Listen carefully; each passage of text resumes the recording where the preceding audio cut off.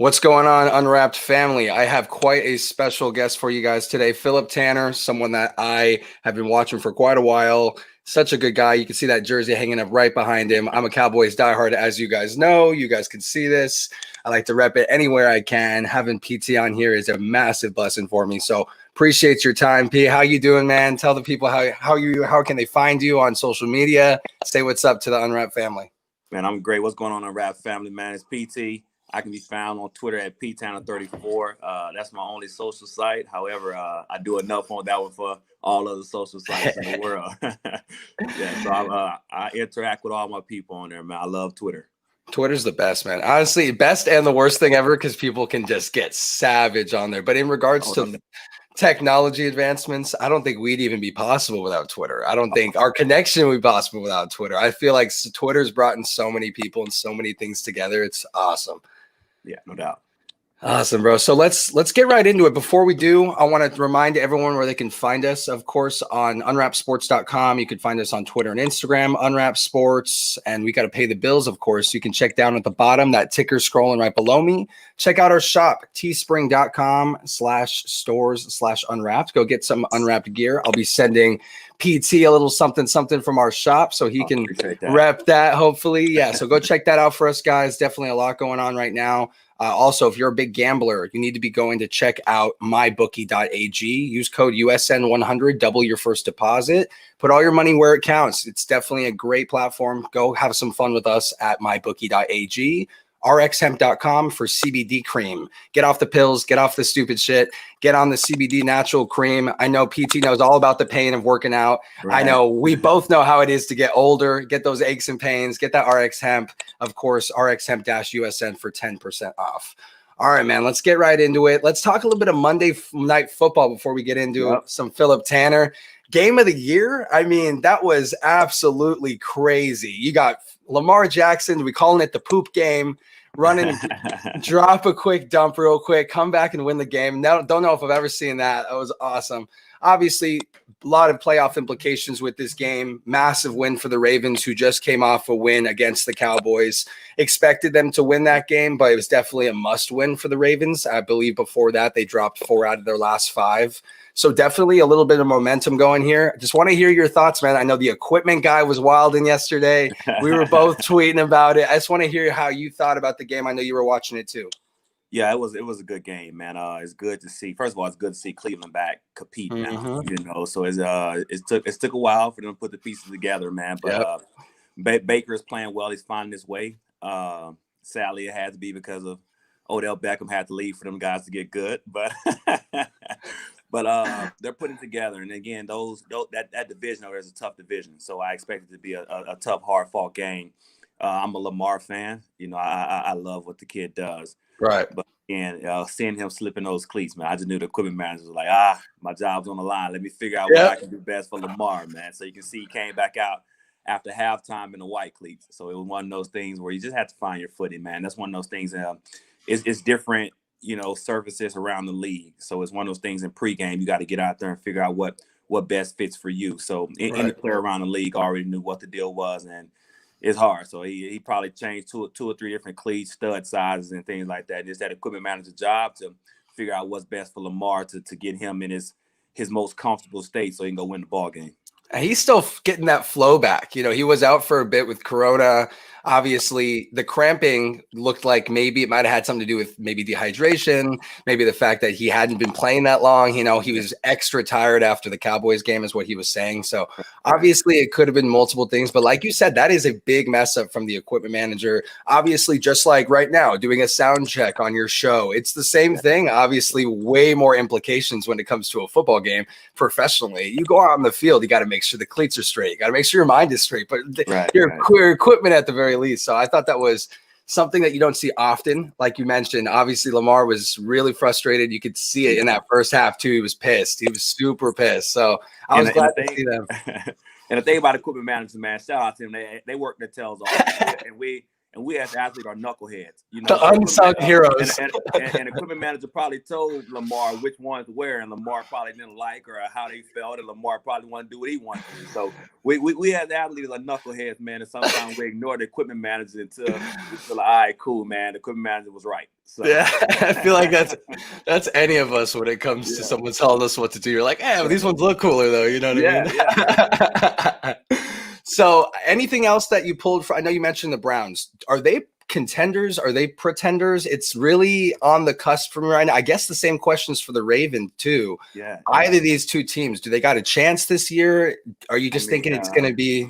It's a crazy year, so we'll see. Right, in that division, they're both fighting for number 2. So, you know, they're both fighting for number 2. But I think Cleveland's pulling together. I don't think they're that group yet. You know, Baker is really playing really well. I won't take that from him. But it's hard to see if they're that group with Chubbs in the backfield. They got the tools, but I won't say they're the group yet. And Lamar has to me personally, he has to throw the ball a lot better. Him and Hollywood has to get on a better page. Yeah, you know, those are two very dynamic players, and to see them not be able to be in sync yet, that's the only thing that kind of worries me in Baltimore. Yeah, if and when those guys can get on the true sync and develop that chemistry that they need in order to, you know, take that next step and really just be true contenders. He was on. I mean, you're right. Obviously, them being true contenders, I think they're a little bit away, especially with the Browns. I think with the new coaching staff, there's definitely a little bit of gelling to go. Odell being out, there's a lot of things I think against the Browns this year in comparison to the Ravens. Obviously, the Ravens have been shook up with COVID, but I mean, everyone's dealing with COVID. Actually, John Kitna is a guy that I know you know very, very well. I saw a really interesting tweet. We'll get PT back in here. I know he got a little connective issue, but I know John Kitna over there was saying that, you know, the coronavirus isn't a challenge. The coronavirus is something that everybody's dealing with. A challenge would be something that maybe you have to deal with uniquely. So definitely coronavirus has been a challenge. And what I was mentioning was John Kitna, you know, when he said, I read an actual quote from him saying his new coaching gig, of course, that you're a part of. You're breaking up on me. Can you hear me? All good. Can you hear me now? Yeah, it's just kind of chopping a little bit. Cool. Hopefully this straightens out a little bit with the sound. So I'm talking about John Kitna. Obviously, I know you guys are coaching together. Can you hear me, Phillip? It's hard to hear you a little bit. It's kind of chopping though. When you speak, it's just chopping up a little bit, the volume. No problem. So I think it'll straighten out in a sec. Let me try and fix something. All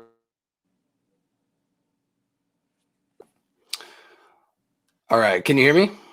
Okay, cool. We'll just keep rolling. Obviously, PT will get back in here. Like I was mentioning, coronavirus is a challenge for nobody because everybody's dealing with the exact same thing. We've all been given the same cards. We've all had to deal with the same circumstances and fight through it. So at the end of the day, you know, it's been tough dealing with coronavirus. Can you hear me, Phillip?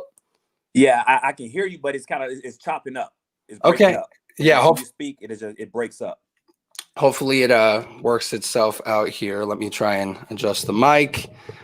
So we're talking about coronavirus, the fact that it's not a challenge because everybody has to deal with it. And I know John Kitna, someone you work with, mentioned that. Cool. Let me unplug the mic. Yeah, I can't hear you at all now. How about now? Yeah, but then like when you speak, it just chops up like a static. Okay, cool. Let's get you out and I'll put you right back in. Let's try it again.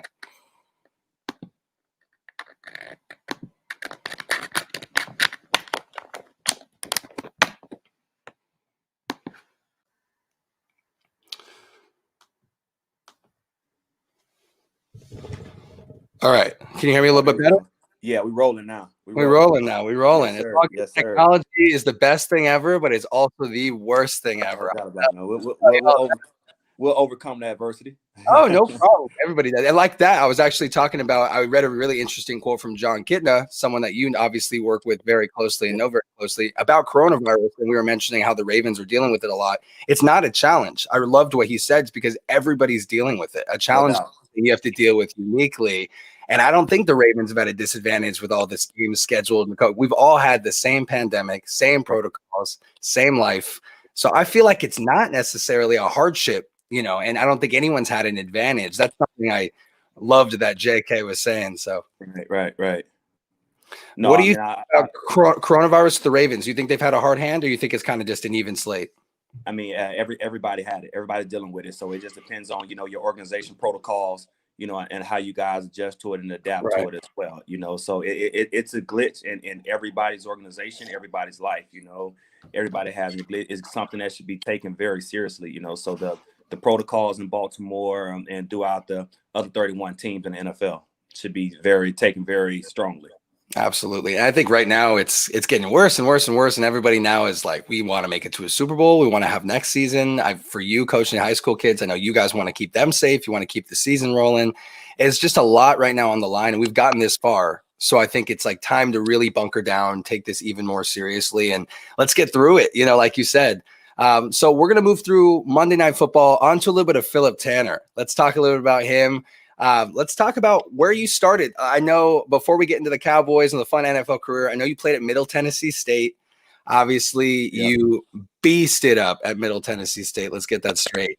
So if none of y'all know his college stuff, I actually have a little surprise for him right here. Let's pull up a little bit of highlights from Phillip Tanner here.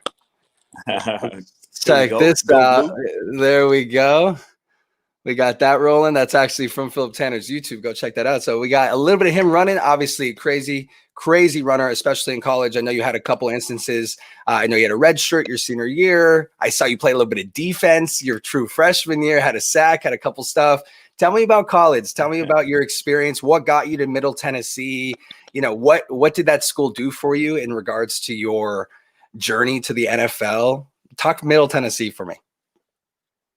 Yeah, man. Can you hear me? Can you hear me well? Yeah, perfect. Yeah, man. College was amazing for me, man.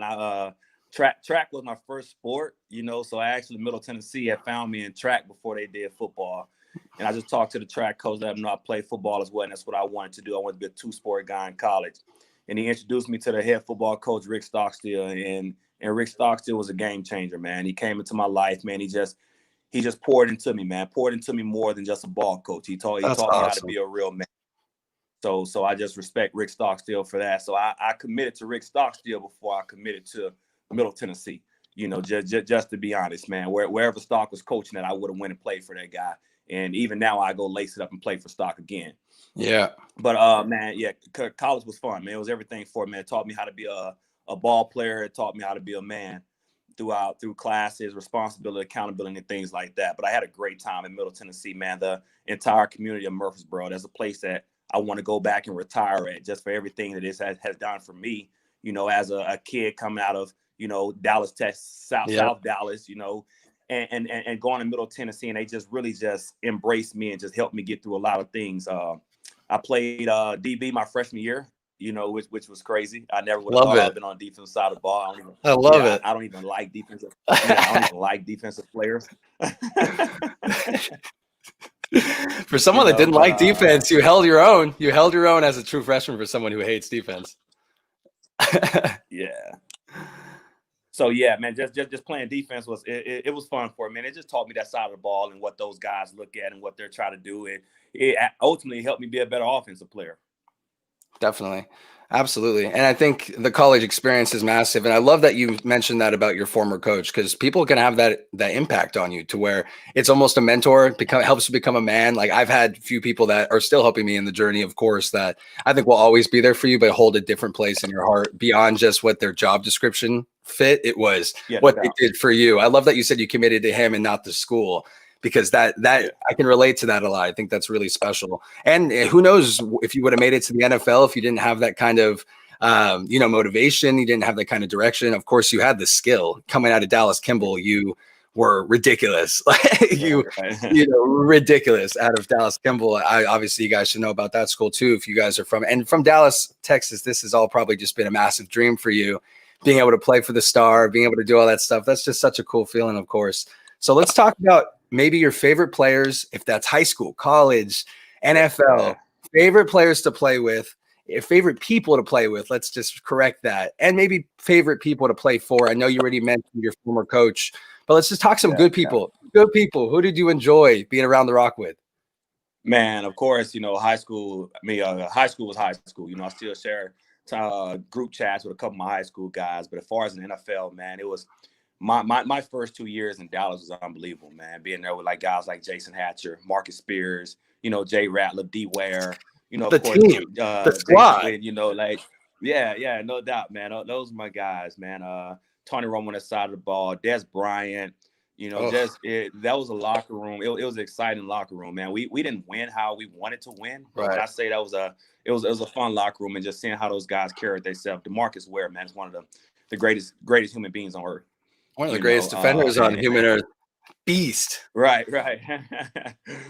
So being around D Ware, and then my closest guys I'm with was Danny McCray, man. Danny McCray, Lance Dunbar. Those are my guys that I rock with. It's funny because Danny McCray is from Houston, and Dallas guys don't like Houston. Dallas and Houston don't get along. Yep. But I love that. But me and Danny got close, man. I was at Danny's wedding. He's a real good friend of mine, and we still stay in touch every day. That's so cool. And I think 2011 was probably my favorite Cowboys team of all time. Like you mentioned with everybody, you had Romo at the helm. You had the beginning of that offensive line being built. Tyron Smith came in the picture, Dez being there, the Flash, so many people that stood out. And then especially on the defensive side of the ball, you mentioned Ratliff, Ware, Sean Lee, so many people just a crazy squad, and that was the most fun squad to watch. And the most, like you said, you didn't win the way you wanted. Those were the years that it didn't matter what acquisitions were made. Us fans were like, we're going all the way. We don't give a shit what you say. Like, we're going. But I mean, that's the kind, if you have a squad like that, it's the kind of confidence you have, so definitely, I can't even imagine how it was being in that locker room. And I know we mentioned it before, you talking about JG, a little bit of Jason Garrett here. Talk to me about him, his leadership, his coaching style. Tell people why it was so cool to be able to not just play for him, but coach with him. Because I know you were a special teams assistant with the Cowboys last year. He brought you on. Talk to me about him, the kind of person he is. I think it's something I could learn today. It was truly an honor to be able to grow with JG. To come in at 2011, which was his pretty much his first year as a head coach, as an entire year. And then to be with him throughout that time, then to come back and coach with him the last 2 to 3 years in Dallas, I was able to see JG grow. One thing about JG when he first came in as a player, it was JG way or no way per se.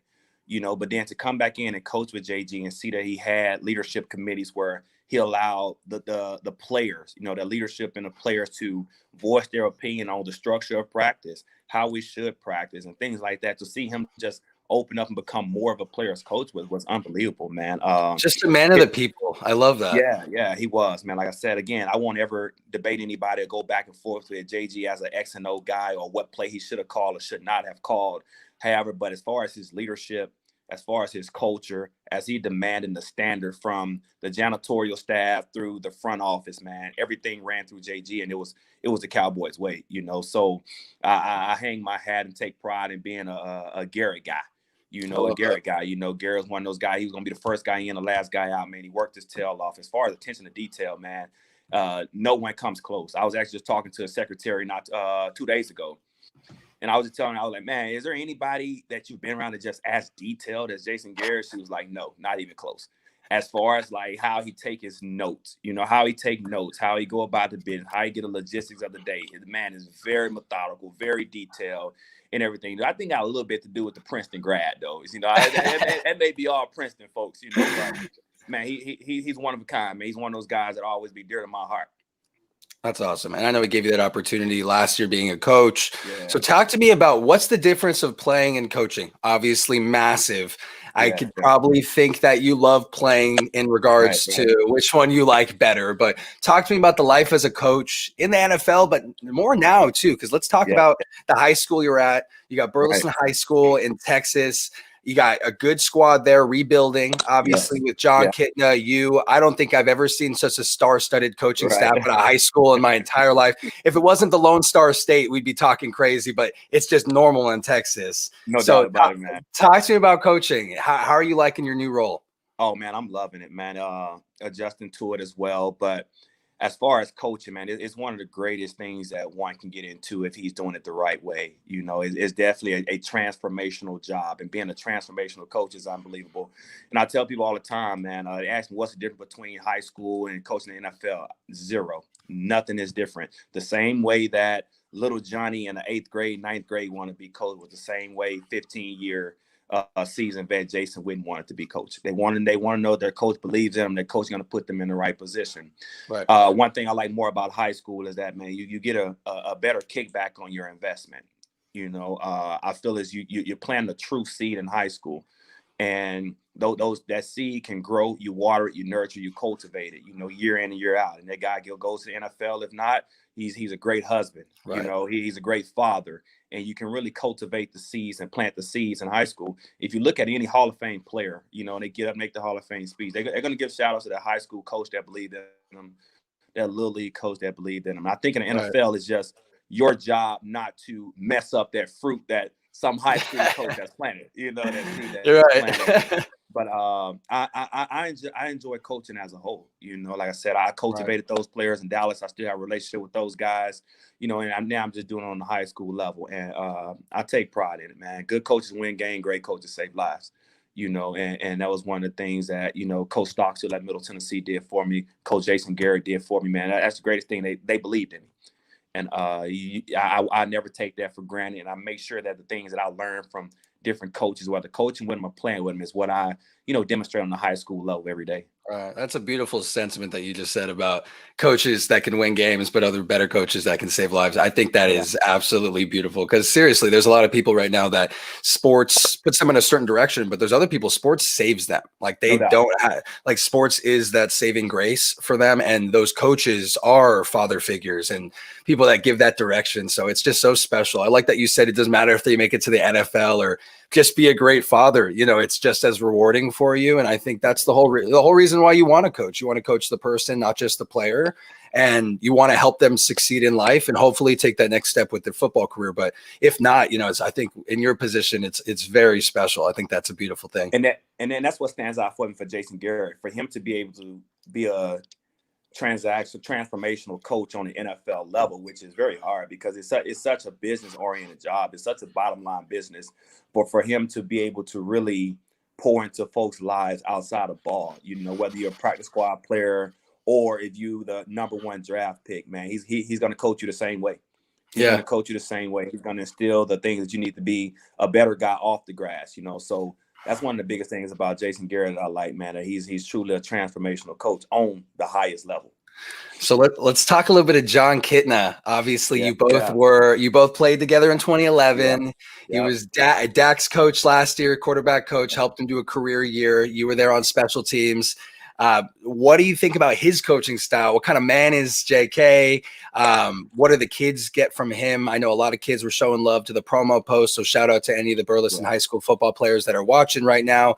I know I appreciate you guys watching. I know Phillip definitely appreciates you guys. Hopefully we can get a couple of you guys on here once you commit, something like that, get you guys a nice little showcase for yourself. Burleson High School and Unwrapped Sports about to be a new cool little hotspot for us. So talk to me about Jon Kitna, what he's done for you already, you know, how he is as a head coach. Man, Jon Kitna he's a reflection of the first 2 guys I named. You know, Rick Stockstill and Jason Garrett, man. He's one of those guys. First of all, he's going to work his tail off. You know, he's a God-fearing man. He's a great guy. One thing about me and Kit was the first time I walked into the Alamo Dome out in San Antonio, we was having a training camp out in San Antonio when I first met Kit. And of course, you know, with me being a number 2 behind DeMarco Murray, you know, throughout preseason, Kit was my quarterback. You know, so that was our huddle. As show team, we had probably the best show team in NFL history, you know, between me, Kitna, Martellus Bennett. Like we used to roll on show team, on scout team. And he was just one of those guys that he was easy to talk to. You know, he was easy to be around, and you can tell he cared.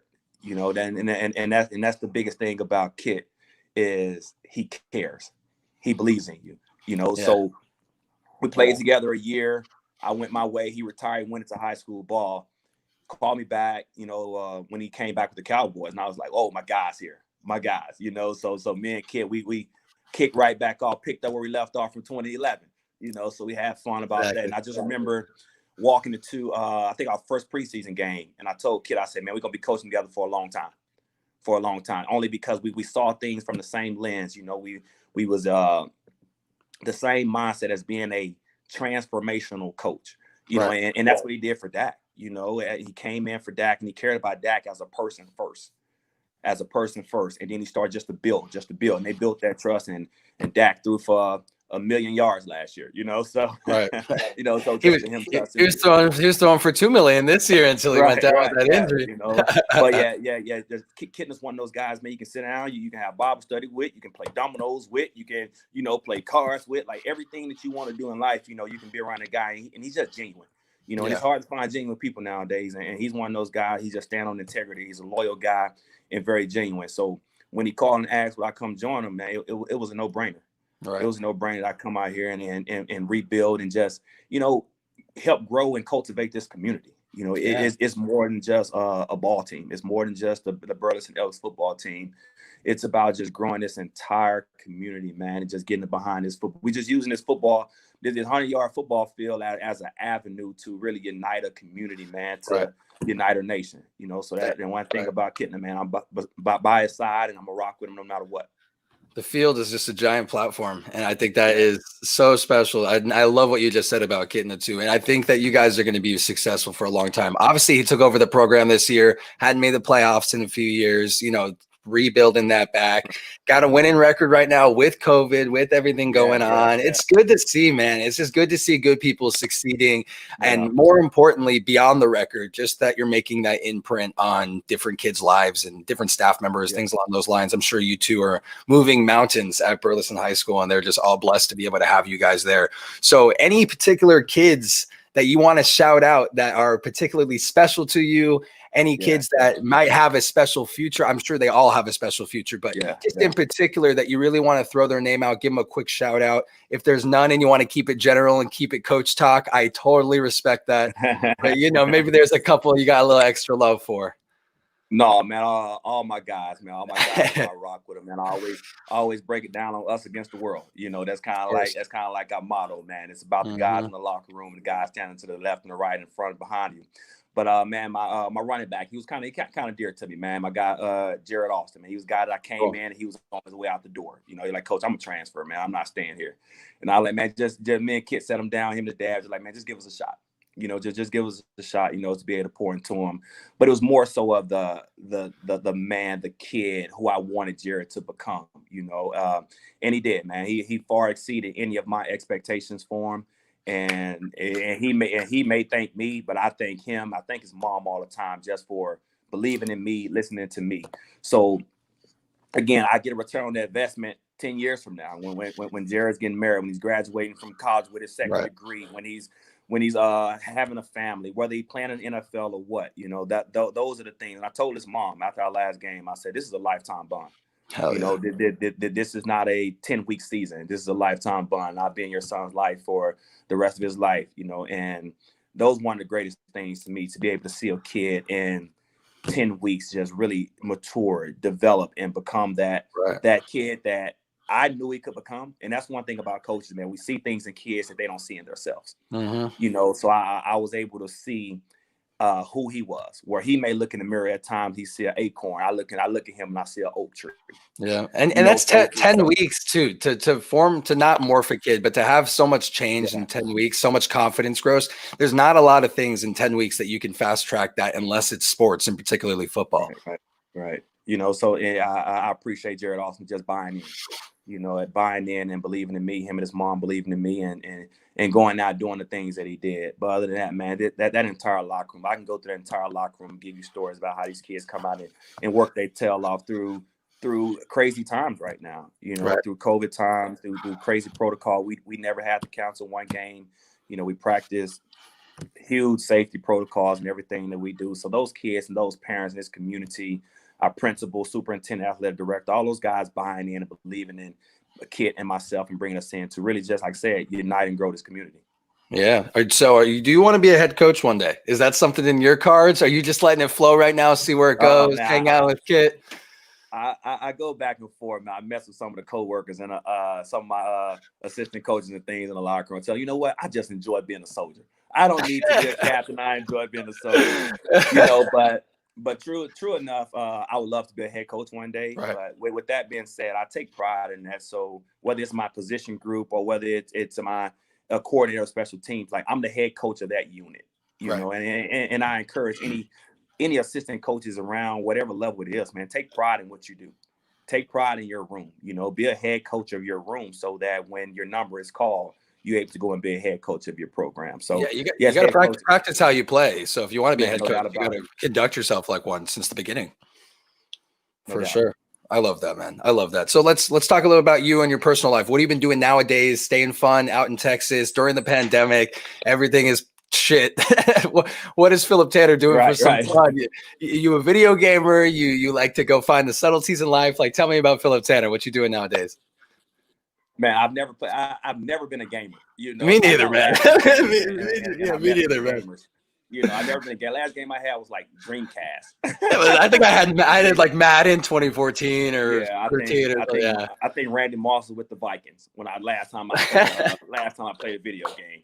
You know, but no, man, I'm a big reader, man. I'm a reader. Cool. I'm a poetry guy. You know, I like writing poetry. I'm big into spoken words, big into reading. I'm actually an introvert, man. So really, this pandemic hasn't altered my life much at all. You know? People like you are loving this right now. You're like, no, get out of my way. Right. It just makes me look normal now. You know. You know. So it makes my daily activities normal, man. I'm a professional. I'm a professional napper. If anybody knows, they know I'm a professional napper, man. Oh, God, that's a skill. That's a special skill that you can't coach, man. Ladies and gentlemen. No doubt about it, man. A loose 22 minutes, man. I'm catching me a nap. So, yeah. But, yeah, man, just pointing to these kids, man. Besides my daughters, man, my life revolves around these athletes. You know, just pouring into them daily, man. Anything that I can do for them, man, whether on the grass, outside the grass. It's kind of like what my life revolves around, but you know, I'm a professional bowler, so if anybody want to get in the lanes, just let me know. Just let me know. Yeah, you know, let me know wherever you want. I come to you. You know, I come to you. Oh, he comes with his own ball. He comes with his own glove. He's ready to go. You show up and you know it's over the second Phillip walks in that room. You're like, oh, fuck, man. I'm so screwed right now. I put up a 112 and you're looking at me like, bro, come on, man. Let's step up. You're bowling with Phillip Tanner right now, bro. Come on. All right, man. So I'm just so happy that you're able to take some time with me today. I don't want to take up too much of your time, of course. I'm definitely making out a trip to Texas anyways. I was going to catch a couple Cowboys games once they allow us to do so. Hopefully I can stop by Burleson, say what's up to you, say what's up to the crew. Beat you in bowling, you know what I mean? Now that won't happen, but we'll be here though. Well, thank you so much again for joining me, brother. Seriously, I hope this connection stays forever. Hope we can revisit at some point, chat whenever, you know, season's over for you. You're hanging out, doing some, you know, prep during the off season. Maybe we can chat again. Maybe we can bring John Kitten on here too. All the three of us can hang out, have some fun. Maybe one of the kids that you think is deserving of a little bit more attention, we'll bring him on, showcase him a little bit. I'd love to do that for you, Phillip. We can definitely make that happen, man.